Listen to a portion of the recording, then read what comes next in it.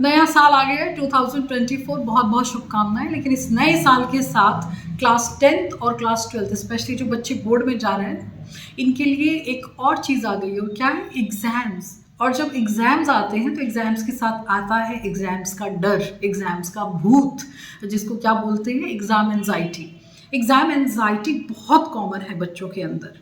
ये कई कारणों से आ सकती है, जैसे फियर ऑफ फेलियर, डर ही लग रहा है कि मैं फेल हो गया तो क्या होगा।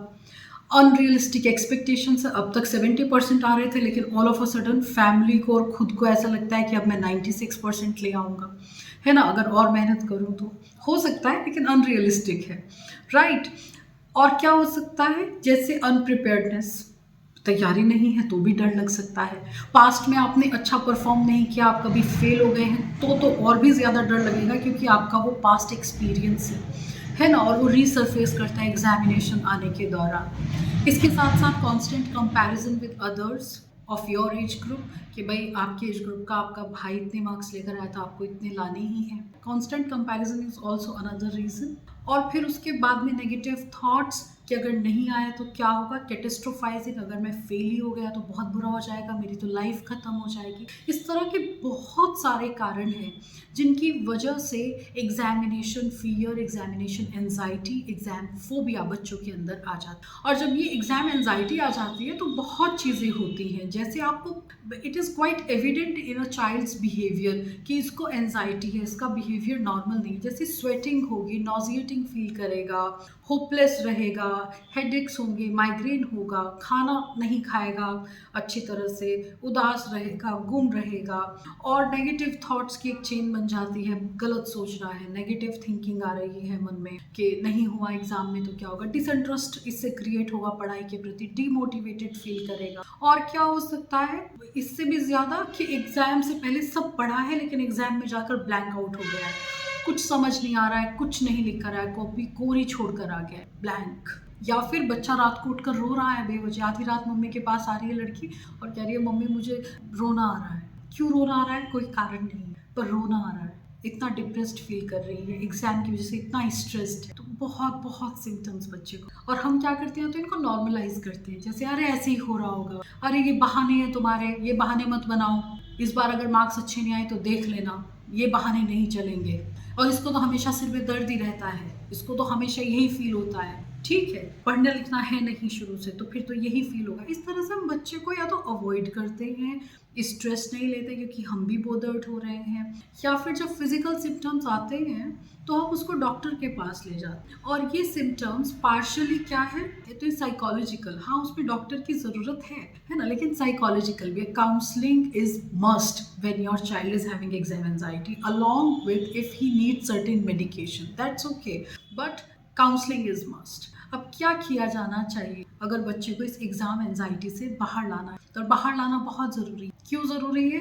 क्योंकि भाई अगर एग्जाम एंजाइटी होगी और ये अच्छा भी नॉर्मल भी परफॉर्म कर रहा होगा तो ये बेटर परफॉर्म करने की जगह अंडर परफॉर्म कर रहा है। हर एक आदमी के लिए स्ट्रेस ज़रूरी है, स्ट्रेस से आप भाग नहीं सकते, ठीक है, वो एग्जाम एंजाइटी हो, एग्जाम का स्ट्रेस हो या किसी और चीज़ का स्ट्रेस, लेकिन हर एक आदमी के अंदर इस स्ट्रेस को झेलने का, इसको टॉलरेट करने का भी एक कैपेसिटी, और वो हर एक इंडिविजुअल का अलग अलग है। तो अगर एक बच्चा इतना स्ट्रेस ले सकता है तो इट इज़ गुड। अब उसका परफॉर्मेंस, ये स्ट्रेस उसका परफॉर्मेंस बढ़ाएगा, अच्छा करेगा। लेकिन यही स्ट्रेस अगर इतना हो जाता है तो ये परफॉर्मेंस बढ़ने की बजाय क्या हो जाएगा, डिक्लाइन करेगा परफॉर्मेंस, ठीक है। अब वो बेटर परफॉर्म करने की बजाय इस स्ट्रेस लेवल के बढ़ जाने से क्या हो रहा है, अंडर परफॉर्म कर रहा है, समझ रहे हैं? तो एक स्ट्रेस देना, किस लेवल तक देना है, किस लेवल तक ये मेरा बच्चा स्ट्रेस झेल सकता है, और इससे ज़्यादा हुआ तो इसका परफॉर्मेंस तो और बेकार हो जाएगा, तो फिर फ़ायदा क्या होगा स्ट्रेस देने का या इतना प्रेशर क्रिएट करने का, ठीक है। वो अपना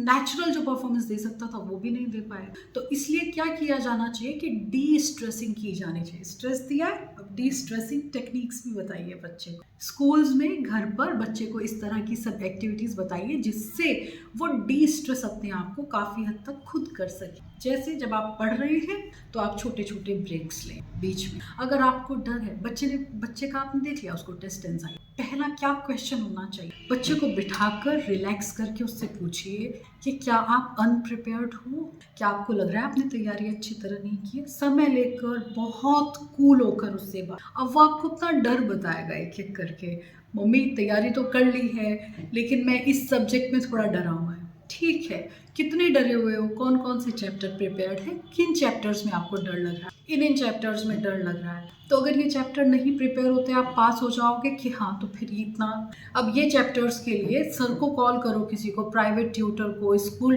सब्जेक्ट टीचर को, और उनको कहो कि इस बच्चे को गाइडेंस की ज़रूरत है और ये इस एक सब्जेक्ट के कारण एंजाइटी फील कर रहा है, तो प्लीज़ सर इसको आप मेंटोर करें, गाइड करें कि ये कम समय में इंपॉर्टेंट कुछ क्वेश्चंस और किस तरह से तैयारी करें। तो स्ट्रेटेजाइज करने में बच्चे को मदद कीजिए। ये पहला ये स्टेप होना चाहिए किसी भी पेरेंट। दूसरा स्टेप क्या होना चाहिए, सेल्फ केयर।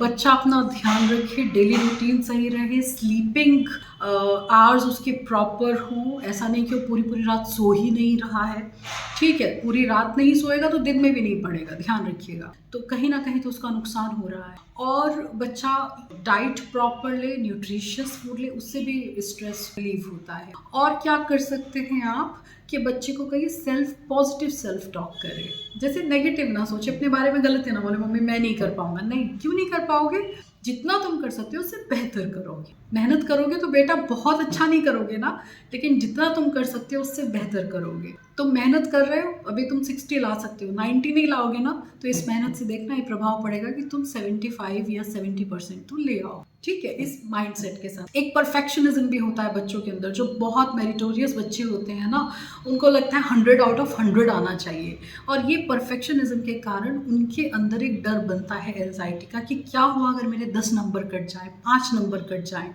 क्या होगा अगर एक क्वेश्चन ऐसा आ गया जो मुझे नहीं आता है। तो ऐसे बच्चों का भी प्रॉपर काउंसलिंग होना चाहिए कि परफेक्शनिज्म के चक्कर में हो सकता है कि ये डिमोटिवेट हो जाए, एक सब्जेक्ट में अगर अच्छा परफॉर्म नहीं कर पाए या 5-10 नंबर का छोड़ा है, तो उससे उनके दूसरे और एग्जाम्स भी अफेक्ट होंगे और वो डिमोटिवेट हो। ग्राउंडिंग टेक्निक्स होती हैं, कुछ सेल्फ केयर होता है, पॉजिटिव सेल्फ केयर। मैंने आपको कहा बहुत अच्छी टेक्निक जो मैं बता रही हूँ वो है visualisation. Visualisation is very good. और कई बार तो मैं कहती हूँ जो बच्चे ब्लैंक आउट करते हैं ना, उनको पेरेंट्स को क्या करना चाहिए, वैसा ही एक टेबल और एक चेयर ला कर दें जैसा उनको स्कूल में मिलने वाला है एग्ज़ाम के वक्त पर, वैसी ही कॉपी ला कर दें जैसी कॉपी पर वो एग्ज़ाम में लिखने वाले हैं, उसी तरह की बिल्कुल। और उनके टीचर को कहिए कि टेस्ट भी ऐसे डिज़ाइन करे और ऐसी पेज पर दे, उसी तरह से प्रिंट करके जैसे कि बोर्ड एग्जाम में क्वेश्चन पेपर आता है। जब वो रेगुलरली वीकेंड पर अपने घर पर बैठकर या ट्यूशन में उसी तरह से एग्जाम अपियर करेगा तो वो एक्सपोजर मिलता है बच्चे को, और एग्जाम के वक्त पर होने वाली टेंशन उससे कम होती है। वो जो टेंशन फील करता है ना बच्चा, मसल टेंशन, और जो ब्लैंकनेस आती है, जो फियर आता है, क्योंकि all of a sudden it's a new environment, एक कॉपी मिल रही है, एक पेन मिल रहा है, अगर उसको रेगुलरली उसी तरह से टेस्ट लिया जा रहा है, वैसी ही शीट प्रोवाइड की जा रही है, क्वेश्चन पेपर भी वैसा ही प्रोवाइड किया जा रहा है, तो उसी तरह से सीटिंग अरेंजमेंट है, तो ये उसका डर ऑलरेडी बहुत हद तक ओवरकम हो जाए। तो विजुअलाइजेशन में क्या कर सकते हो, that I am going to school for a test, इस तरह से मेरा क्लासरूम है, यहाँ मैं बैठा हूँ, ऐसे मेरे पास कॉपी आई है। तो अगर आप प्रैक्टिकली वैसा नहीं कर सकते तो एटलीस्ट यू कैन विजुअलाइज कि मेरा इस तरह से एग्जाम हो रहा है, and think positive when you visualise. शुरू में आपको डर लगेगा, होपलेसनेस होगी, लेकिन धीरे धीरे you will overcome your fear. तो जो हम सोचते हैं उससे हमारा जो रियल लाइफ में जब वैसा एक्सपोजर हमें मिलता है तो हम उतना डरते नहीं हैं, उतनी होपलेसनेस फील नहीं करते हैं जितने कि हम करते अगर हमने पहले से उसको विजुअलाइज नहीं किया होता।